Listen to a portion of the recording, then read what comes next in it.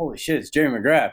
Oh shit, I gotta go again. Oh shit, I gotta put my shoulder in. And then it just kept repeating. It was the Staples Center's going nuts. It was pretty wild. And then then Carmichael and Kevin Windham came into play, and just going against Pastrana and Metzger and Deegan and Twitch and like all the guys you like look up to. All of a sudden you're in there against the guys that you idolize. So it got pretty heavy. It got pretty intense, but like Dad taught me, just put your head down and go ride your dirt bike.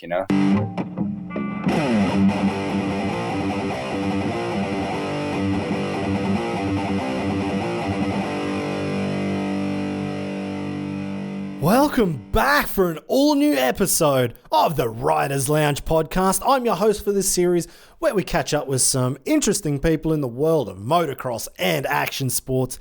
And there's going to be a lot more variety in this series in the new year, and there's already some big names already lined up. So I can't wait to release those interviews very, very soon. Now, I've been out of action for a few weeks, you've probably noticed, but we were just getting the first season of the esport with Night of the Jumps and TIMX. This is motocross. We were just wrapping that up.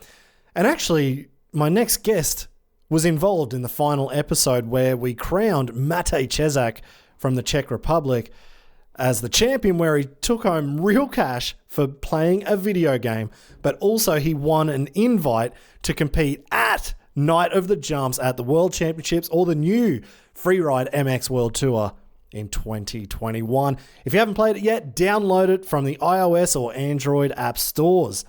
Now, before we get into this awesome interview with one of the biggest names in freestyle motocross and Step Up, I wanted to let you know if you're going into dry January, which you're probably already halfway through now anyway, but it's the perfect time to try something new.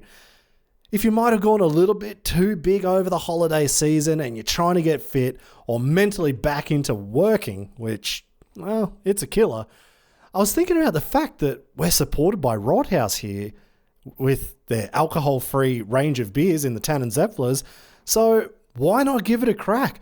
I'm already doing it and I'm feeling so much better for it already. Actually, I have a brand new website up as well for Riders Lounge Podcast. While you're listening right now, you can go and check it out. It's simple. www.ridersloungepodcast.com. Created by my good friends Lakes Networking, but I'm also got a new sponsor on board from Spect Eyewear, and they're going to give out a few pairs of free sunglasses. So jump on the new website, first blog post. You'll find everything there that you need to win some sunglasses. And actually, after the last episode, or the second last episode with Levi Sherwood, I had so many messages about his next gen ramp to get the ramp plans. And actually, I'll put the ramp plans up on the website. Levi is pumped that so many of you are into his design. We've seen it work. You can double flip the ramp. You can front flip the ramp. The same ramp. I mean, that's pretty freaking awesome. So jump onto ridersloungepodcast.com for Levi's ramp plans and also a new t-shirt with the ramp on there. I love it. I think it looks pretty damn good. Anyway, so I was really stoked to have this new guest on the podcast this time, and I met him a few years ago.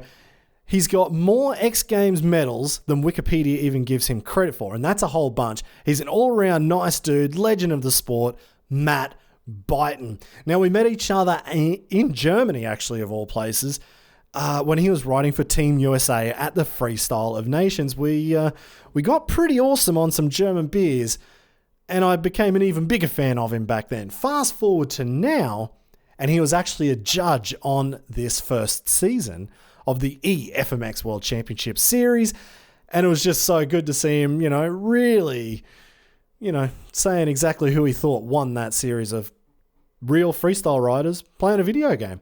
Anyway, as we got into the interview, this is where my apologies are going to start for this episode, and I'm terribly sorry, but we had so many technical problems. I think maybe my internet was infected with the coronavirus. I think my laptop was. It took us about 3 hours on the first interview. Unbelievable interview, but you will never hear it because my internet dropped out about 5 or 6 times and lost pretty much everything. So being the legend that Matt Buyten is, He jumped back on for another call and we did it all again.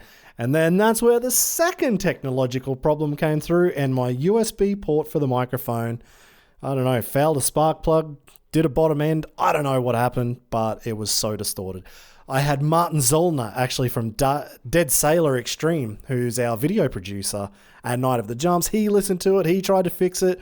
Took me a few days. In the end, well, I think we've created enough magic that we'll be able to stumble through this episode right now, and you hopefully shouldn't be able to tell too badly my audio on my end. Matt Buyten's audio, fantastic, great, and he's the guy you're here to listen to, not me. So without further ado, I'm going to stop talking and enjoy this new episode with Matt Buyten.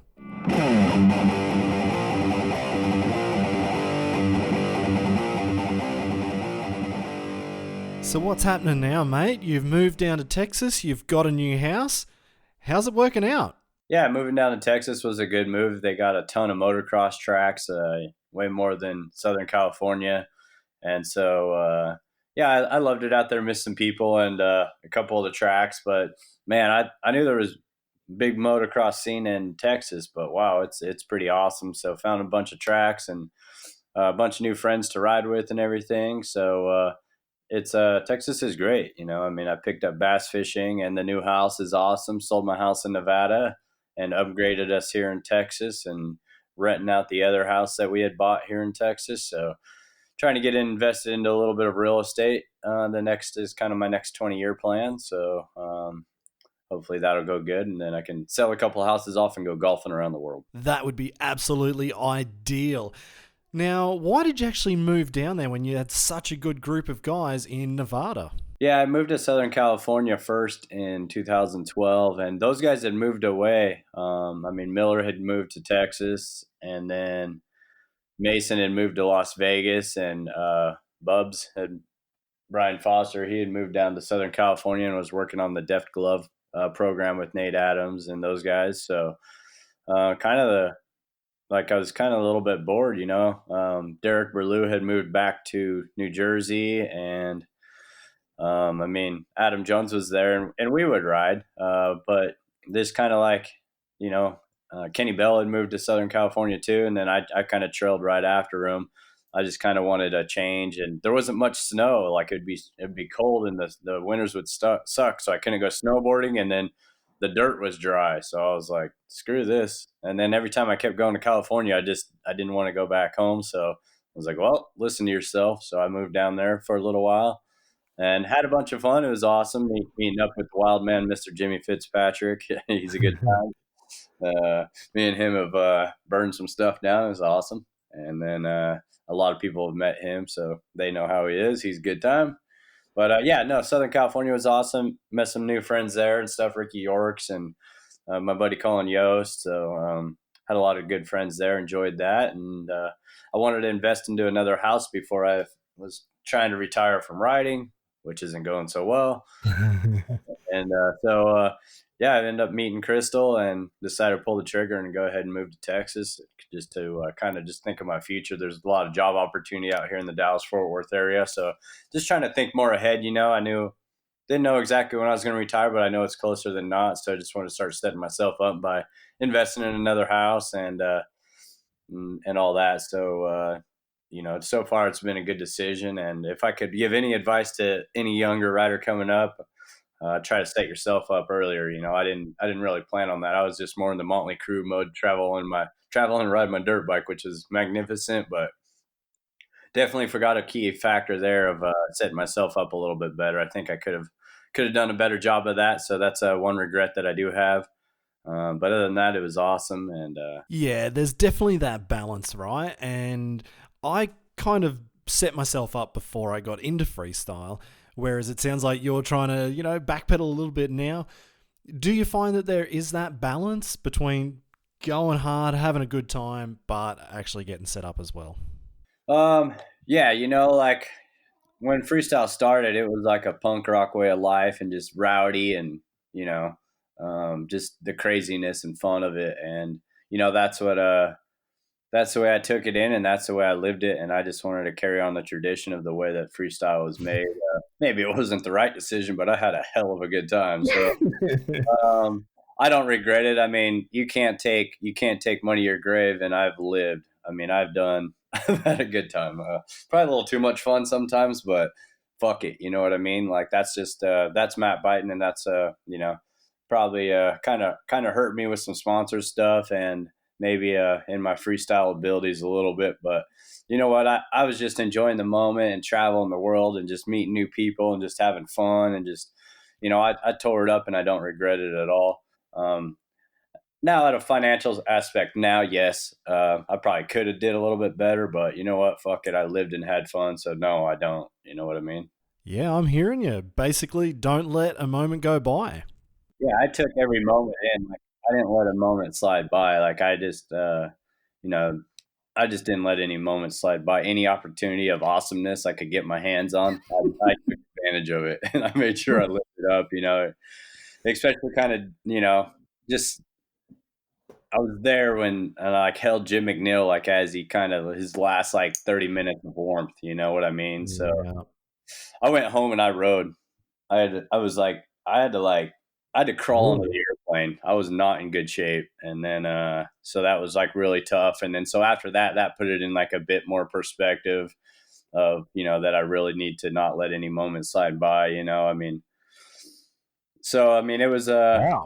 that was like a huge eye opener. I not that I wasn't a punk rock crazy fuck before, but it was kind of put it in more perspective that just to maybe like enjoy each moment instead of just tearing shit up, just kind of try to take a step back and enjoy it. I guess that's what I'm trying to say. So Yeah. you just never know. And So, did you approach FMX differently after that? no, no, I couldn't. I didn't let it phase me. You can't think of that.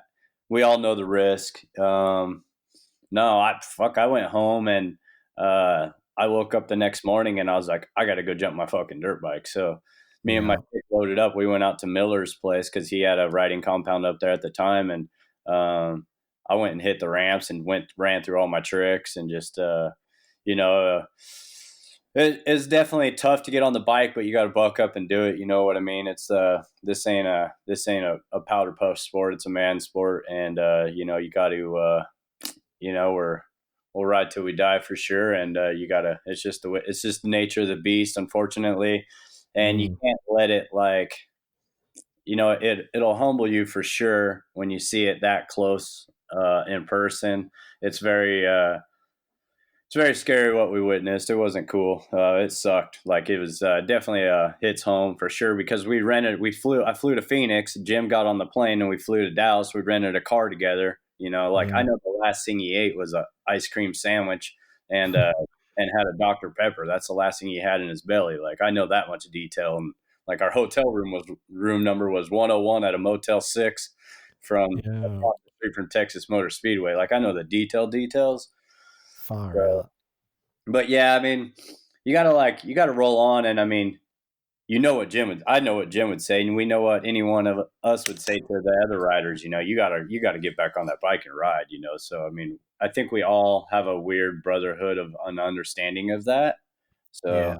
you got to ride on. You can't let it phase you, and you just got to dig deep and ride for Jim. So that's what we did, and that's how we carried it over here. And I'm sure people around the world that love Jim too and did that same thing. So Jim was definitely awesome and a funny guy. We were jumping the rental car, and I'll tell you what, he was laughing his ass off all the way up. Like it took us like a half hour to get geared up. Like we couldn't even. We were getting yelled at because we were laughing so hard before we geared up that morning. So he laughed all the way till the end, and we were having fun. And the rental car might have had a couple of flat spots in the tires from the e-brake, and we were launching that thing.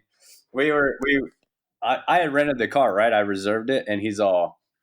We go walk to like the rental car thing, and you get to pick any car you want, and he's all, we're taking that one. And it's the little when the Fiat came out. Like I'm like, Jim, Yeah. two OGO gear bags and backpacks. That's not gonna fit in the car. Like we're arguing. And he's all, bullshit, it's fitting. I'm like, no, it's not, Jim. And he's all, watch.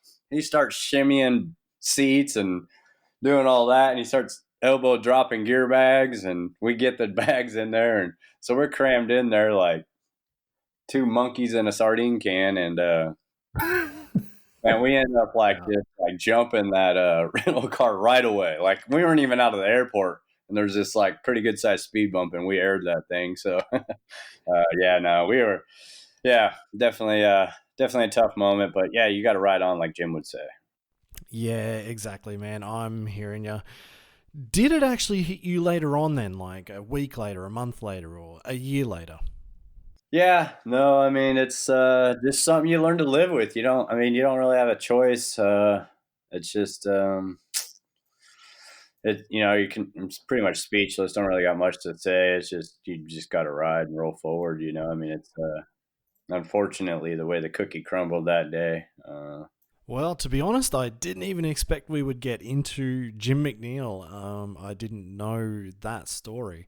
So thank you very much for sharing it. But let's try and get to maybe a happier topic or a nicer topic.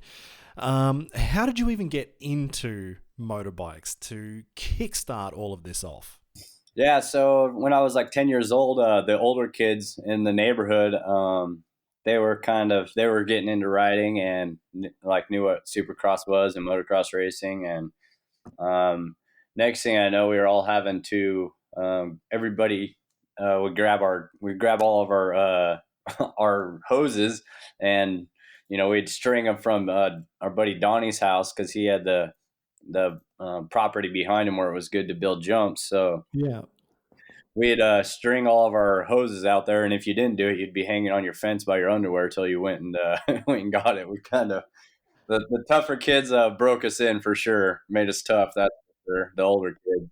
And so, anyways, yeah, we'd be pulling sagebrush, and everyone would grab their shovels and hoses and bikes, and then I just loved it so much jumping. I thought it was the coolest thing ever, and then got turned on to Supercross. Watching like Ricky Johnson and David Bailey. That's kind of when I started watching, and Yeah. John Michelle Bell and all that stuff. So, yeah, I mean, great years there, and then I was just hooked. Then Jeremy McGrath came along, and it was just like in awe, like over the guy's talents. I think he got all of us. McGrath's the man, and Yeah. so yeah, just stuck with it. Just kept doing BMX, kept building more jumps and more jumps. The older kids kind of grew up and went away, and then we were getting. I was able to get, turn 16, get my license, and then started just kind of racing locally and stuff. And that's when I met Mason and Miller and Brian Foster and a bunch of the guys in like 90, 92, 93. I met them. And then was just we just all hung out and we rode a bunch together and got a race when we can. And those guys, I got them into BMX a bit. And so they were pumped on jumping and just started doing tricks. One of my buddies, Dustin Paxton, he did a knack like Jeremy McGrath style Yeah. on a BMX bike, and I thought it was the coolest thing ever. And he kind of told me how to do it, and I tried it, and sure enough, I did it. And I was like, well, that was kind of easy. And then that's when I kind of figured out that I could do some stuff, So then I start taking one hand off, two hands, doing no-footed cans and stuff, and then freestyle motocross came around in like 97, and then I kind of started doing that on the dirt bike. And man, I like the idea of being able to jump more. I like the motocross bike more than BMX. And then so they were great to cross over to help each other, to help tune in the skills. And Yeah. yeah, I mean, I had to hit like some pretty big BMX dirt jumps and stuff. So I wasn't scared to send it. So then carried that over to the dirt bike and stuff. And I like the thought of less pedaling and you can jump farther. So that was pretty simple math there for me. So put in a little more time on the dirt bike when I could, but when I couldn't afford to race the dirt bikes, I would race BMX bikes and whatnot. So just did what I can to get by. I would flag on like a weekend before or dig the starting gates out one weekend, and then Oh, I'd, okay. I'd pay for my entry the next weekend because old Pops, he was a single dad trying to take care of two wild kids. So parents didn't really put too much money into like wanting to race and stuff, which I understand. Pops was just trying to survive. Yeah. So, but yeah, I had I had a lock on what I wanted to do. And yeah, I ended up like breaking my jaw and getting a plate and 6 screws, broke my left humerus bone in 2 spots, broke my back. And then I was like pretty much done. I was going to quit. I was like 20 years old trying to get in the carpenters union. And like, so like I was like pretty down and out, called Mason, and he's like, dude, you can't sell your bike. Cause I just started doing like a cliffhanger and a couple tricks, and that's when Miller and Drake started coming onto the scene at like Gravity Games and stuff in like 2001 and or so. So yeah, then Miller ended up loaning me $1,500 and talked me into not selling my bike. Him and Mason did. So I kept my bike, and I was kind of like on the fence, I was trying to get on the 2 tours. Mark Burnett had a tour, Warp Tour. I was trying to get on Warp Tour, or I was going to go try to be a Navy SEAL, or I was going to go do underwater welding in Central California, go to a college over there to learn that. And then I got on Mark Burnett's tour. I got an opportunity there in 2002. And Jesse Olson, I couldn't even afford to get on tour. I had an 85 Ford Ranger that maybe would make it across town. Wow. So Olson, Jesse Olson, an old legendary guy himself, came over from Sacramento and picked me up. And we drove down to San Diego. It's like a 10-hour drive. And like I couldn't even afford to get on tour. I had $100 to my name. My dad gave me $200. I had my clothes bag and my gear bag, and my blown out '01 CR250, and made it on the tour and did Step Up all summer long, and just tried to make a little extra money. I was a broke kid, so I was doing whatever I could to make some money. And next thing you know, they had a X Games qualifier in Reno in October of 2002, and they probably had like at least like 60 dudes there from all around the world. That was like every freestyle. Really? 60? Yeah, that was like every freestyle guy like in the world. It was it might have not even been 60, but it's been a while, but around there. But that's when we all knew of everyone, like Edgar, and everybody was there, Deegan and the whole militia and everyone except Pastrana. And so isn't it crazy to think that even Deegan had to qualify to get into X Games? yeah, back then in '02, we all had to. Yeah, they had 3 qualifiers, one in Reno, Bakersfield, and one in New York. So yeah, we all had to do it, and if we wanted in. So I actually remember seeing all of that on freestylemtx.com way back in the day when you had to wait on your 33.3 kilobyte per second modem, and man, you had to wait like 10 minutes for the smallest image to come up. That's awesome. I mean, it's pretty cool. I mean, I guess we were spoiled here in the States, and it's cool to think like, guys like yourself were like so into it all around the world, So, I mean, it's cool to see the sport just grow, I like seeing the new kids coming in and just seeing the sport like still going, and kids just going out there and sending it. So I love to see that, man. It's cool to see how much it's grown. Like, yeah, it's funny. Like I was watching you way back then when the sport started, and that's got me into freestyle motocross. But actually, you've got your own cool story basically along the same lines, and there was a big event. Before we forget about it, tell us about that one. Oh yeah, in '99 when they had the X Games in San Francisco, that was only 4 hours west of us from Reno. Yeah. So yeah, I mean, you can take Miller and Mason and Foster, and I believe it was our buddy Freddie and me. We all jumped in a car and we pinned it down there to the Bay Area. And so yeah, we were in the stands there or in the right up front, like a couple rows back, just standing there watching that contest when Pastrana launched his bike into the bay and stuff. That was awesome. I caught Chris Rourke's goggles, his Oakleys. That's so crazy.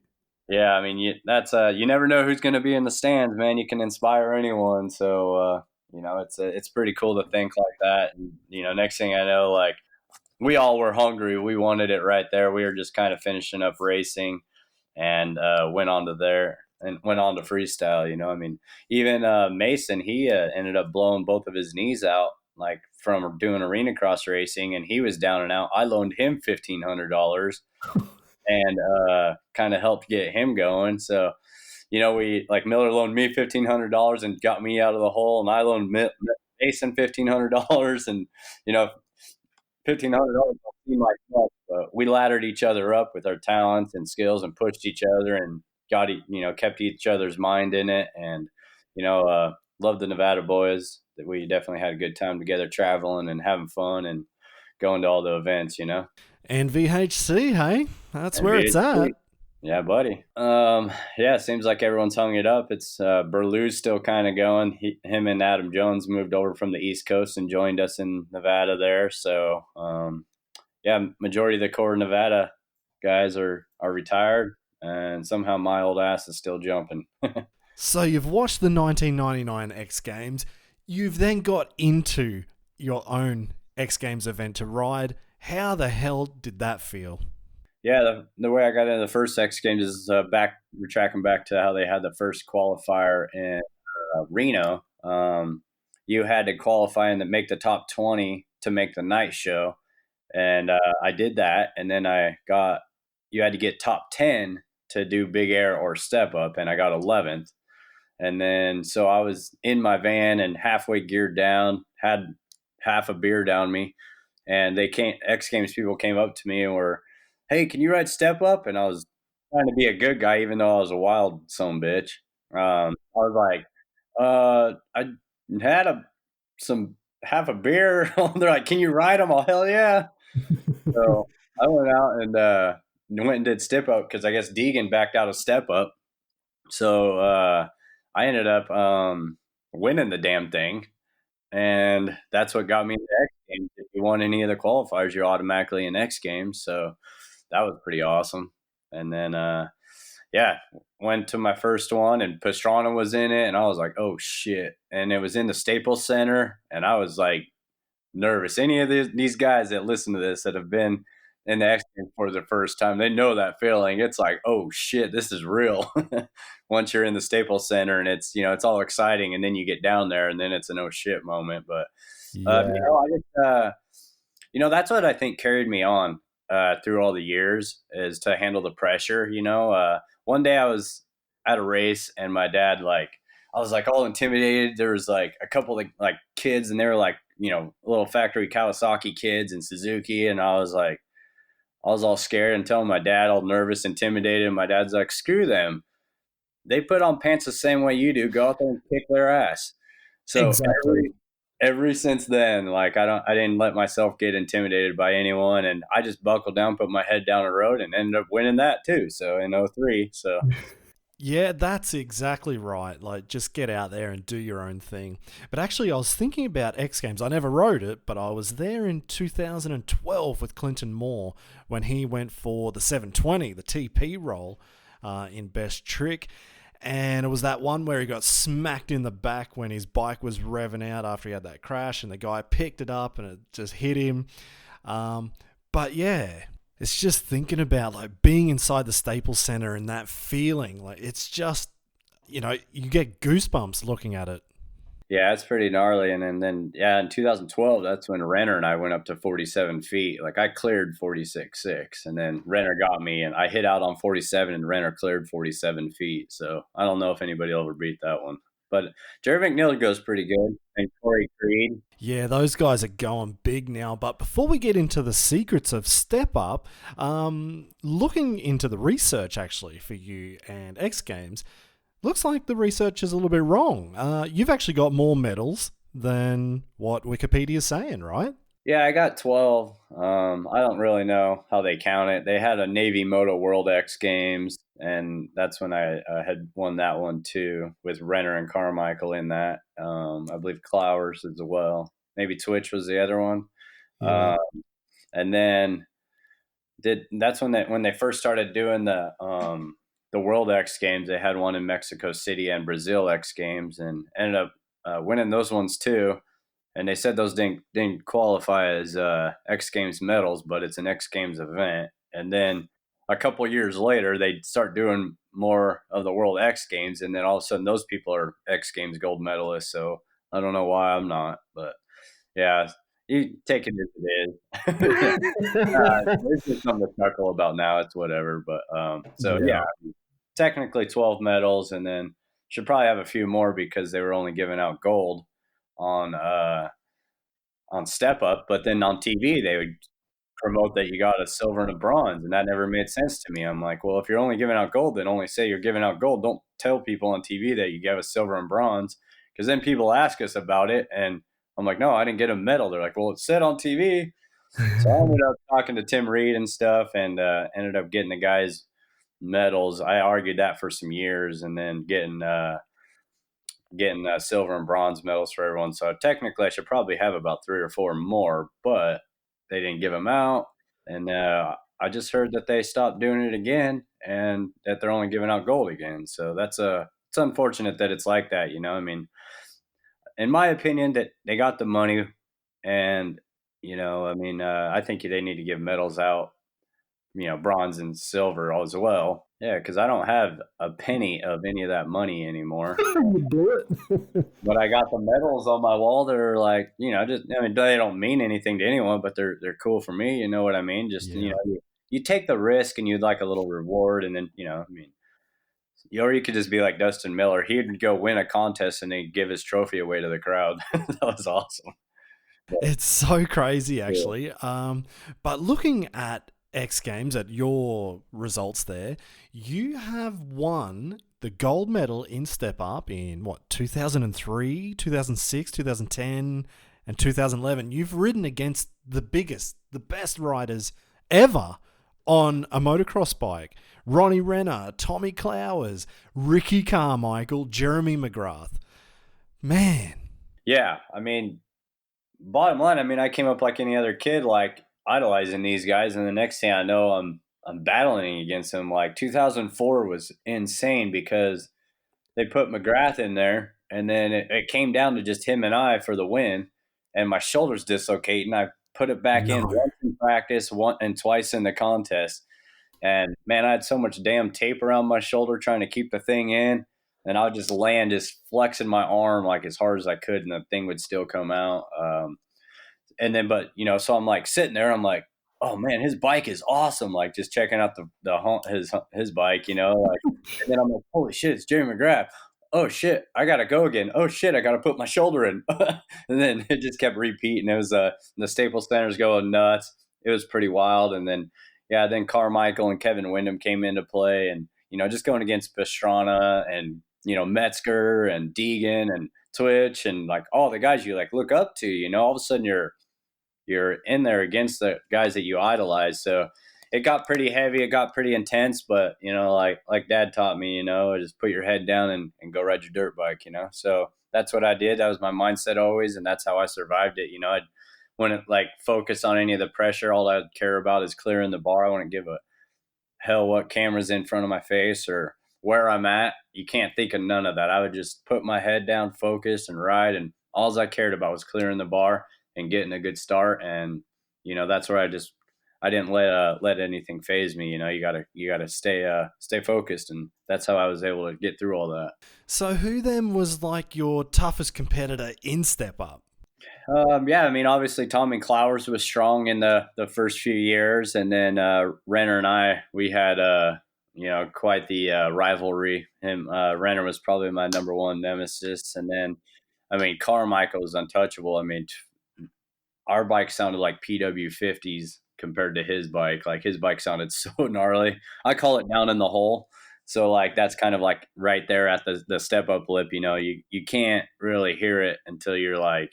You can't hear what everybody's got in their bike until you're like down there and it echoes off the lip, Yeah.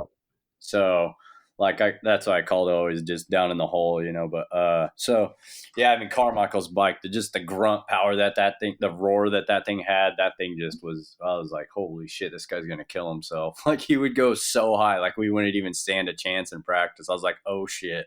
So yeah, I mean a lot of those guys were good, I mean and then at the end with like Jared McNeil coming in, he's obviously a strong competitor himself. He weighs like maybe 15 pounds, and on a 450, that thing is going to go. So, yeah, I mean, it was cool to go through a lot of good fierce competition. Hats off to all those guys. A lot of respect to everyone, because I know how gnarly it is to get up there and over the bar. And then once you clear the bar, then there's a oh shit moment of I got to land this thing like. I can't tell you how many black and white flashes I would have, and just I would squeeze the bars as hard as I could, just Really? waiting to hit the deck, and I'd be like, "Oh, I didn't crash. That's awesome." It would just be like a black and white flash, like you just got like punched or something, and then your nuts are into next year. That would hurt. And especially on a new bike, you got your bike all blinging for Step Up. You got a brand new gripper seat, and holy cow, that would hurt. The details, huh? Yeah. So they don't. So what would suck is like you would be trying to catch your breath because it'd feel like someone booted you in the twigs and berries, and then you got to go then you got to do it again, and then guys start getting knocked out, and your turnaround time to catch your breath isn't like as good, and then the bar's higher, and you got to go again, and your nuts still hurt. Like, Fuck. man, it got gnarly. Like, I'll tell you what, 2012, that was the gnarliest one. Like clearing 46.6. You can see my GoPro on YouTube. Put in like Matt Buyten Step Up 2012, and you can count like 2.5 Mississippi before I land. You can tell like when I pop over the bar, like so. It was pretty gnarly for sure. Like, yes, I really don't miss Step Up. So you are actually in the top 3 in Step Up for 10 years. Yeah, I made the top 3, and then once it moved to Austin, I just couldn't get it to click for me. I'm not sure what happened there. Probably because I was still on the carbureted bike. I'd assume probably what a lot of people would assume as well. But I mean, the thing was there. I don't know, with the humidity and stuff, and a carbureted bike, and that the motor being so built, it's so temperamental. I don't think we got it to run right, in my opinion. Even though it would sound good, it just like it didn't have the grunt up the lip like that I was used to having with that bike.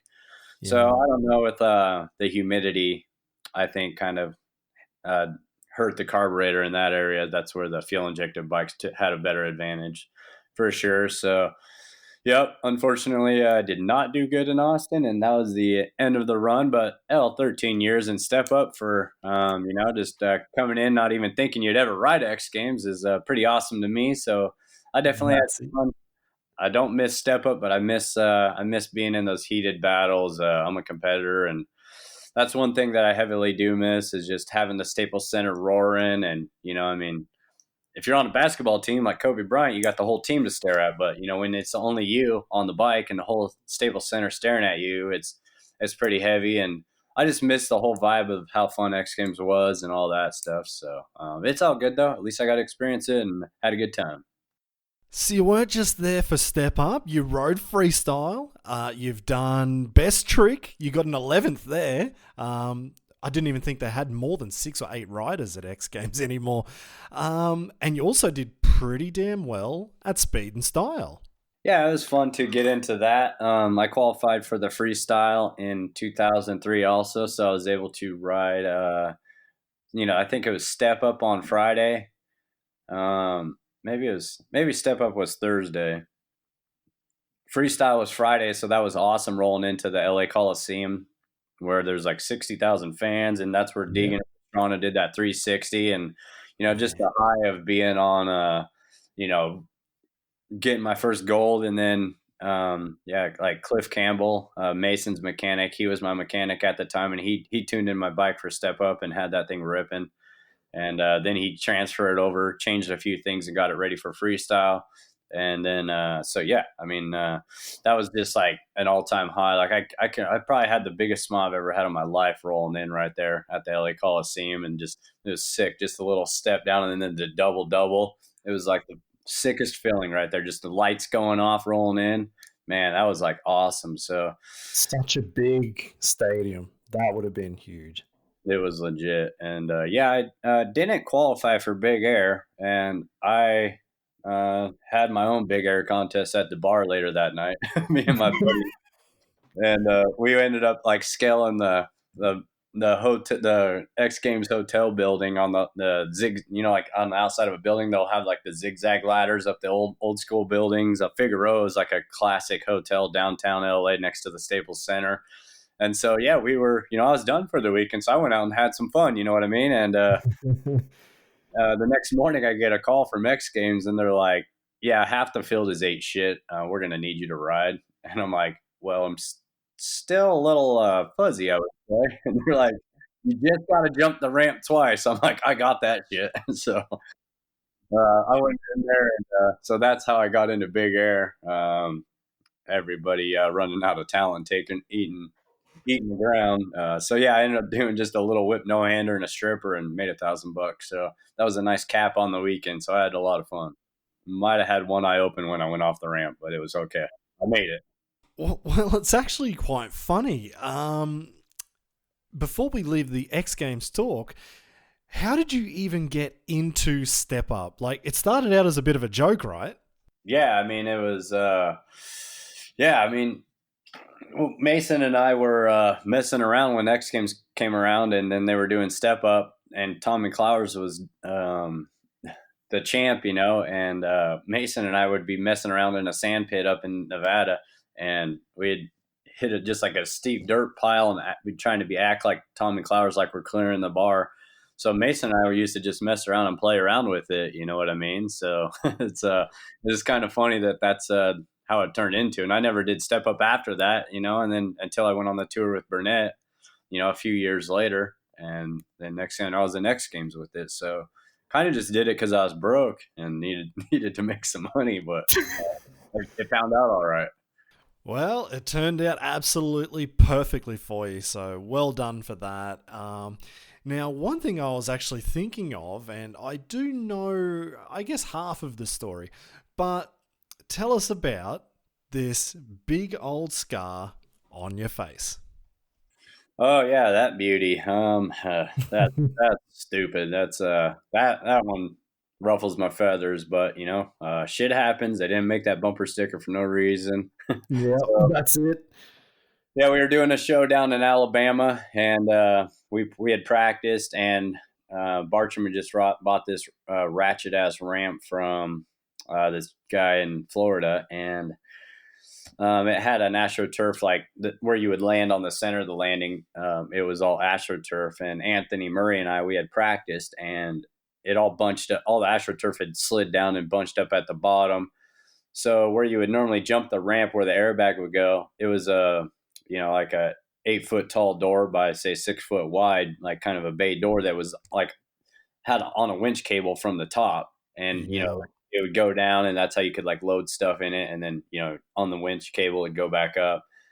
And so after I was like, well, let's open the door up and slide like 4 feet of that turfing, because it was like way too much turf at the bottom. So we did that, and they were starting to slide it in, and then the guy was starting to do the winch back in, and I was down under where the blower attaches to the airbag. I was taking the tie down off it, unhooking that, and I was down on my knees, and out of the right corner of my eye, I saw that like door, like I heard like a snap, and the door kind of released, and just out of my peripheral on my right, I pushed off with my left foot as hard as I could, and it was too late. The door just bitch slapped me on top of my head and smacked my face down into the blower.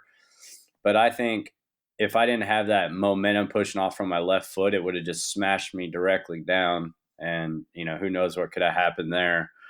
But so yeah, I mean, how hard that plastic is on those blowers. So my chin ate that one, and then it like squirted me out. It didn't even put me on the ground. Like I still was able to stand up, and I didn't get knocked out by the door somehow. Wow. I mean, I took a hit to the top of the head and the chin and didn't get knocked out. So I don't know what happened. So I got lucky there by not getting killed right there. And yeah, I mean, I could just like feel something was going on. I kind of like could look down, and I saw like my chin hanging off. And so I ripped my t-shirt off and put it on my face, went over to one of the rodeo trucks in the mirror and looked in my mirror, pulled my shirt down, and my face was just seared open. And I was like, oh, yeah. I'm like, whose truck is this? I'll buy you new floor mats. So let's go. Because the hospital's like, it was like an hour away. So they ran me over to the local fire station, got me in an ambulance, and were getting me all hooked up. But at that point, my throat was swelling up. So then I was like starting to almost panic. But I know from when you get hurt, you can't panic. You got to like stay calm, or else it makes it worse. So yeah, I kept my heart rate down, and then I couldn't talk anymore because my throat was swelling up so bad. But then it kind of like flattened out, but yeah, I couldn't talk. Like I literally could not talk, and so then I was like starting to having to write on paper and stuff. I was like, well, get me to the hospital, and but we had gone out to lunch after practice, and I had a piece of little Mexican candy, a little piece of grape candy in there in my mouth. And the whole time I forgot that candy was in my mouth because the restaurant was What, from before right you were next. riding or before you fixed it? Yeah, so we rode practice, we ate lunch, and then, as we were checking out, I had a little great piece of candy, and we were rolling up the ramps, and I literally the whole time somehow I had the piece of candy in my mouth still, and then I realized it there when I was in the ambulance, and I like spit it out at Anthony and one of the rodeo guys, and they thought it was teeth. It was awesome. Saw their reaction, dude. They jumped like no other. It was great. Far out. So that kind of made me laugh and lighten the mood on things. So yeah, I went to the hospital, and they're like, "Oh yeah, it looks like we just need like a hour and a half to sew your face up." And I was like, "Cool, let's do it." And this was like on a Friday at like 2 o'clock. Well, I almost died in surgery, so they had to put the breathing tube down my throat, and they kind of put me in like a light coma or whatever, and woke me up on Saturday evening. But I thought it was Friday, right? You know, so You went yeah, in Friday, you woke up Saturday night. yeah, and so I mean, apparently I almost died in surgery. The doctor said so. They had to do the breathing tube. So yeah, kind of crazy. Almost died on the get my face crushed, and then in surgery. So that was kind of heavy. And then so by the time I comprehended that it was Sunday, or what day it was on Sunday. So yeah, the dad and the wife flew in, and yeah, I had to nurse my face back along, and I had a show in 2 weeks in Northern California coming up, so I had to go back, and I had to move out of my rental house into put my stuff in storage, and then I went and rode a show 2 weeks later because I was sitting there thinking, I was like, you don't need your face to ride. So then I was like, I'm gonna go moto and see if I can ride. I was like a pissed off chipmunk, man. My face was so swollen, and it hurt so bad to put the helmet on. So I went and motoed at Paula, and I was like, oh fuck, I can ride. So then I didn't practice freestyle at all, and I just iced up as much as I could, and then I grabbed the mobile ramps and drove up to Northern California, and went and rode a rodeo up there with Bartram, and yeah, it worked out good. You don't need your face, you don't need your jaw to jump a dirt bike. Just don't hit it. My Tom Cruise smile's gone away, so maybe if they need somebody for Goonies to look like Sloth or something, I could. It's no different than driving down the road and someone hits you, or if you're walking down the sidewalk and someone hits you, I mean, it's just life's going to give you what it's going to give you. So, I mean, you can't, Exactly. it is what it is. So, I mean, it's unfortunately, I mean, everyone thinks it's from riding, but, yeah, it was from rolling up ramps. So, now every time there's a cable involved or anything, I make sure everyone stands way back. If I'm there, I make a point to tell everyone, I'll be like, look at this. Do you want one of these? Then stand the hell back. So, Yeah, so you got to be the old guy and tell everybody to just be safe. But being the old guy, with age comes a cage, and you've got into monster trucks. How the hell did that happen? That sounds like it would be so much fun. yeah. So in 2014, we were down practicing at Feld Entertainment in Florida for Nuclear Cowboys, and some of the higher up bosses were there watching. So I pulled one aside and Charlie Mancuso and asked if what it would take to get me in a monster truck, because I kind of wanted to go the Damon Bradshaw route and kind of get off the dirt bike and get in a monster trucks. I thought it'd be a good transfer, and so yeah, with age comes a cage. So I thought that would be a good idea. So I thought, why not start working on it and poke at my contacts? Might as well. So Yeah. yeah, I didn't hear anything, and that was in like December of 2013, and then April of 14, I get a call that I'm going to go test monster truck. I was like, heck yeah! So I tested in 14 and 15, and then I never heard anything, and so I kind of thought it was a wash. And then Todd LeDuc went to Monster Energy, and Damon Bradshaw and Monster and Feld didn't come to terms with an agreement. So then Monster Energy wanted Todd LeDuc. So then that moved Todd LeDuc from the Metal Militia truck to the Monster Energy truck, and then that opened the door for me. Hmm. So I got called to go do that, and I went to Detroit, and I didn't even remember how to start the dang truck. Where's the keys? um, yeah, no, yeah. So yeah, I mean, they're like, they're like, we want, because they'll video you when you test and stuff. So they're like, yeah, we watch you. You're a good driver. So I just don't hit the wall. So I was like, all right, no worries. So yeah, no, it was good, and Feld's very high up on fan safety, so they definitely made that a point to that I was well aware of that. So yeah, I turned the truck, pointed towards the middle, and hammer down. So that's what I did, and it's pretty cool, man. I got to do 6 shows, and then ended up driving the World Finals in Vegas, and even got to flip the truck. So that was pretty awesome. No way. So then, what was the setup to do the backflip?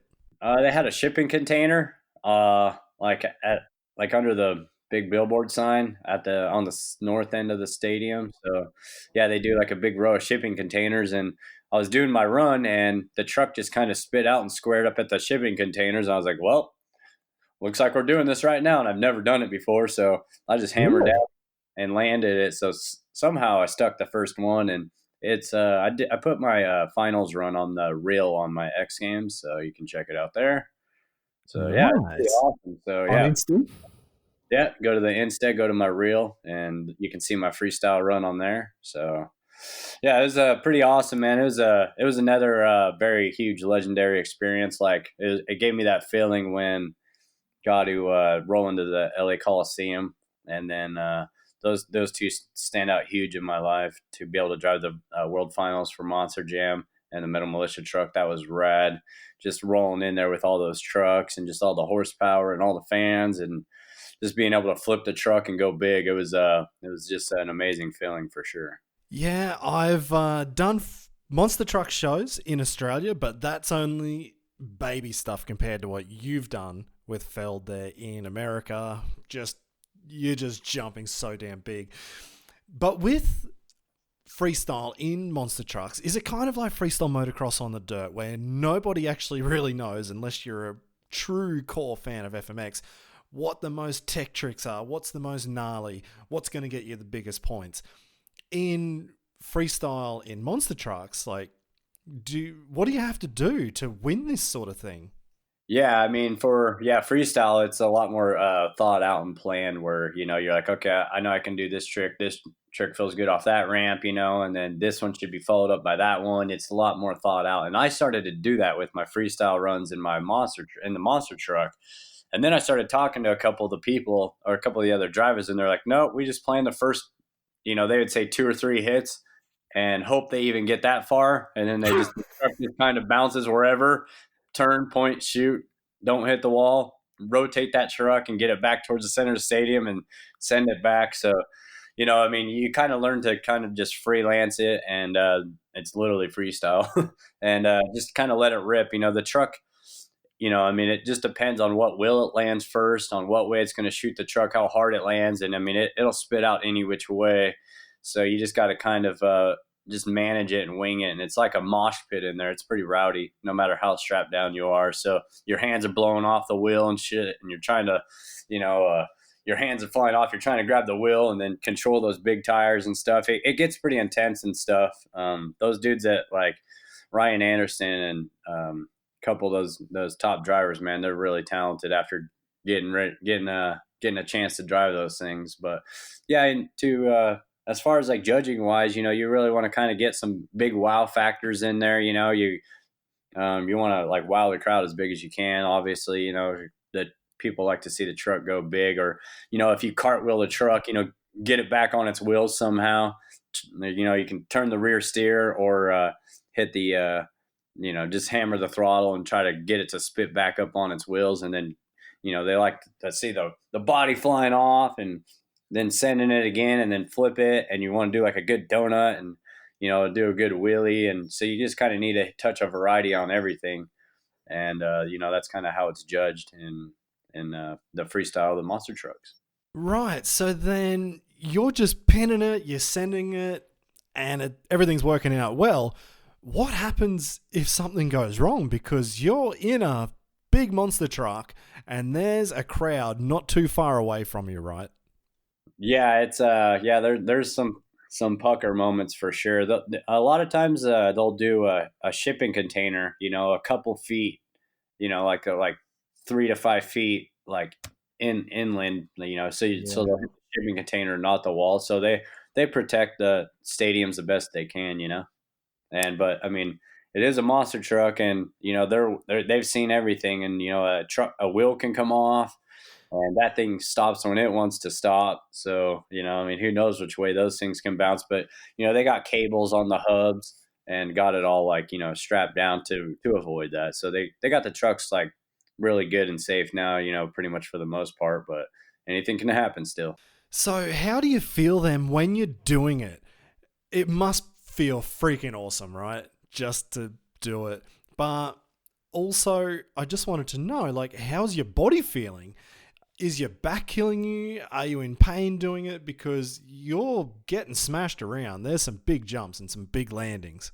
Yeah, I mean, all that kind of depends on really, you got to have like a seat that's made for you. They had like Feld has like um, I guess a jig that can kind of like mold the seat to you more. And so Okay. they get the seat. The seat is the number one thing. And then you got to have the belts. You got to have the right belts. You can't just see some belts and think you're all good. You got to have the right belts for your body. So those are two major things. And then, yeah, shock setup is definitely big. And I mean, the best way to say it is if you land the truck perfectly flat, like if you go big and you land the truck flat, it's like ass checking off the seat. And when you jump into a foam pit on a dirt bike, like it does hurt. So what you want to try to do is just go a little sideways, left or right, and off a lip. You don't want to really ever go perfectly straight, because if you get the front to back or back to front bounce, you can smack your head pretty good. No matter how strapped you're in, it's still a lot of intense energy coming down, and you'll feel those. So yeah, I mean, I learned to try to go a little crooked off things, Yeah. kind of some of the vet drivers taught me. But yeah, I mean, it can hurt you. I've noticed more like my head would kind of feel a little funny, like you had a concussion, like almost like you were high after every show. I never got knocked out, but there's guys that have jumped and got knocked out before. No Um, way. but yeah, there's a couple times I would be like blinking, like fighting to not be knocked out. So more or less, that was the best, like hardest thing for me. I mean, even in the World Finals, I had 3 strips of duct tape on my forehead of my helmet and then wrapped over the back of the seat. And I was so strapped Really? in. I To felt like hold yourself in?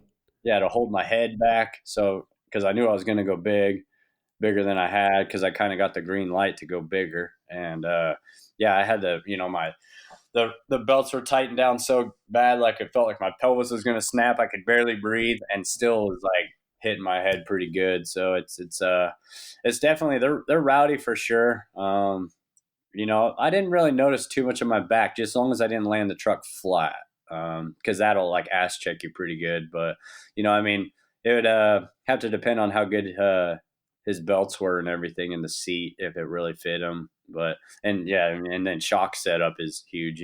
How the truck bottoms out. All right, so you're given the freedom to do what you want, send it. When you break parts, and I'm guessing there's some big parts to Yeah. break there, who's paying for that? Is that coming out of your back pocket? Nope, no, that was all on Phelps' tab, and I never heard anything. I never heard a peep. I mean, if you're driving the truck like an a-hole, like a superhero, and then you'll get kind of told something. But no, they want to put on a good show, and they know that stuff is going to get destroyed in parts, and they know it's mechanical. They're on a full understanding. So yeah, I mean, in the 7 shows that I did, I mean. I'd do some damage, but even my crew chief was like, because but you feel bad, I'm like, oh shit, but they're like, no, this is nothing, this is normal. And I'm like, all right. And then the next show, oh man, I'd feel bad. And they're like, no, you're good. And I'm like, all right. El Paso, I destroyed the truck pretty good. I needed a new rear end and some welding on the chassis, and ripped the body off and messed up some stuff, but still didn't hear nothing. They had the truck ready for Vegas, and I sent it there. And so, yeah, I mean, that's, they understand, they want the value of the show. So they know the truck needs to get roughed up for sure. So, Monster Jam's definitely on that and trying to put on a good show for the crowd. So you've had some of the best times in your life, some huge points in your career. With age comes the cage, but you're still riding freestyle motocross. Have you thought about the big R word, retirement? Yeah, as far as retiring, I've been trying to do that for 3 years now. It's not working so good. So what I guess I've learned that, man, I just really love it more than I thought. And I mean, I had a lot of heart to get into where I made it, and a lot of heart and passion, and it's like trying to stop a train. It ain't that easy. I just love to travel. I just love the experience, and it's not going too well with me. I don't want it to end. I have so much fun just meeting new people, and it's just like I don't know. I just stand there and take it all in. That's what I've kind of done the last 5 years is just make sure I'm enjoying the experience a lot more. And I don't really call too many sponsors anymore. I touch base with a couple, but I'm pretty much just doing it for myself. You know what I mean? I love it. It's definitely know there's a high risk and I probably should quit, but I'm going to be hurting when I'm older anyway. So fuck it. But yeah, it is closer. Retirement's closer than it's not. I'm actually think I might have a good job lined up, and I'm gonna ride this year, and just kind of see what it does. I'm not putting no pressure on there. It ends what it ends, and but I also know I need to meet it in the middle. So yeah, I mean, just trying to really aggressively work on some other things because I didn't set myself up that good. So any of you young bucks out there listening, make sure you set yourself up a little better because now I'm having to deal with it, which is, I wish I would have did it earlier, but yeah, I mean, I think if I can get this new job going, it might be it at the end of the year. I don't know. And then Todd Potter had some good advice that, he's like, I just run heavy equipment. And then if I feel like riding a show and a good show comes up and then I just go ride it. If I don't feel like riding it, then I don't ride it. So I kind of got that attitude. Potter took a lot of stress off of it. So I'm just going to, if an opportunity comes up and I'm feeling good on the bike, then why not? You know what I mean? Definitely got my tricks toned down to where I feel safe. And, but, I can still put on a good show and have fun just trying to meet it all in the middle and be a 40-year-old vet freestyle rider, I suppose. So then do you still have the same competitive spirit that you had 10 years ago? Yeah, as far as the competitive edge, I don't think that ever goes away. I still feel like hints of it, and then I have to realize that I am 4 years old and I'll probably kill myself. So let's not do that. Yeah, I mean, it's try to meet it in the middle, and sometimes I'll if the setup's right and stuff, I never do no-handed flips, and I was doing a couple no-handed flips at this one show in Montana just because the ramp and everything was feeling good. And so I mean, some days you just are feeling it on the bike, and then some days you just got to survive through shows. I mean, there's times where I'm sitting there, before I go out, and where it's like kind of sketchy. I'm like, why am I still doing this? But then I just start riding, and it all goes away, and I just snap into my mode and can get her done. But yeah, it's kind of yeah. I mean, it's is what it is. I enjoy it. I just enjoy the fans and just having fun, the travel, and so I'm just trying to do it for myself and enjoy the last few years of my freestyle career, and just try to get set up. I want to get invested in some real estate and hopefully get this other job going and keep the ball rolling and just ride when I can. Man, that's crazy. What kind of work are you looking to get into? It's a water treatment plant. So like if you come to like a machine shop, they'll use like waters and like oils and they'll mix together. So then a truck will come and get those from that machine shop and then bring it to the water treatment plant. We'll separate the waters and oils, or whatever chemicals are in the waters. So to try to separate those, and they'll go to separate tanks and then recycle them. So just kind of doing that. Maybe you can call me a button pusher, but it'll be all right. I think the pay is supposed to be pretty good, so it has my interest. And yeah, if I can, and he's cool with me. He rides motocross, so the owner. So if he's cool with me going to ride a few shows still, so I think it kind of meets it perfectly in the middle to where I can kind of break free and still have my freedom of going to jump and work a regular job too, and maybe start getting into some real estate. And then, so yeah, it's kind of my new game plan. We'll see if it works or not. So then have you still got a riding spot to keep yourself not from getting too rusty? Yeah, I do have a little practice spot. Crystal's my wife's mom. She lives 4 miles away, so I got 3 ramps set up there, and yeah, I can go dust off the cobwebs and get the bike upside down and run through the tricks. It's always good to do, and be able to do that, and then getting a 110 track going in the backyard. So we're lots of motocross tracks around, so I can keep up on the bike confidence all around and have some fun riding. So we're in a brand new neighborhood, and I got in with the dirt guys, and they've been bringing me all the excess good dirt and into the backyard there. So getting free dirt, and once they bring me all the dirt, I'm gonna rent a skiddy and whip up me a 110 track. My 110 should be here in a couple of weeks. So yeah, hopefully get that going and have some friends over. I'm gonna put a golf green in the back, so can have a par 3 hole on the property, so we can golf, we can ride, we can barbecue, we could have fun. Yeah, I was always thinking, like, what would I do when I'm retired? And I was thinking, I want to keep being a professional sports person, living the dream. And I thought, professional golfer. They're making good cash. You don't have to be physically fit, because I'm not. If John Daly can get around the way he does, I was like, yeah, I can do that. Get in a golf buggy and, would be awesome. Have you thought about it? Yeah, no, you're right there. You pinpointed that. I'd love to golf. If I could get on the senior tour, that'd be awesome. But I'm definitely not that good at golf. Mason and Foster are damn good at golf right now. Those guys have been on. So yeah, I've been playing every week, and we're 3 months deep, going every weekend with some buddies here in Texas. We're playing tomorrow, and but yeah, I definitely got a long ways to go to get to that point. But yeah, that would be awesome. I wish I could. Well, I don't want to hold you up too much. I guess you've got a big day building 110 tracks, golf courses in the backyard. Thanks so much for jumping in and having a call with us. All right, man. Yeah, sounds good. I better get to stretching so I can be good for golf tomorrow. Good to chat with you, man. Thanks for having me. I really hope you enjoyed that episode, and again, I have to apologize for some of the audio parts within this episode, but I think I worked enough magic that it was salvageable. I want to thank each and every one of you for listening, tuning in, either just to this episode if it was your first time, or if you've been here for every other episode as well. Did Matt Buyten just make you a bigger fan of him too? What did you think? Let me know. Hopefully he won't be hanging his boots up before you've seen him at another show in the near future, or maybe you'll be catching up with Matt Buyten at a monster truck show. That would be pretty freaking cool as well.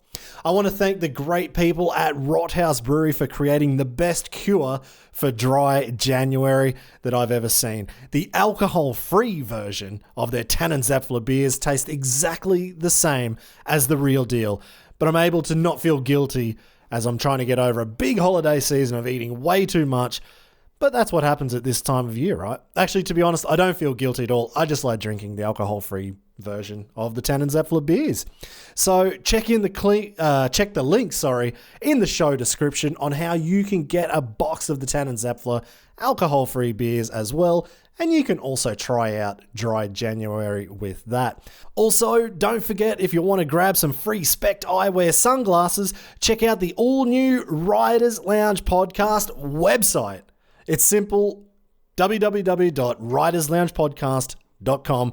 It was created by Lakes Networking, and just check out the first blog entry and you'll see how you can win these sunglasses. Thanks to Spect for their goggles. They're so freaking comfortable while I'm getting roosted on the track, and the sunglasses stop the flies from getting in my eyes while I'm hanging my head out the window and sweating my ass on the way home. Thank you again for tuning in. If you haven't already, follow or subscribe to the podcast, and you'll be notified when the next episode comes out, which hopefully won't be sabotaged by a faulty USB port.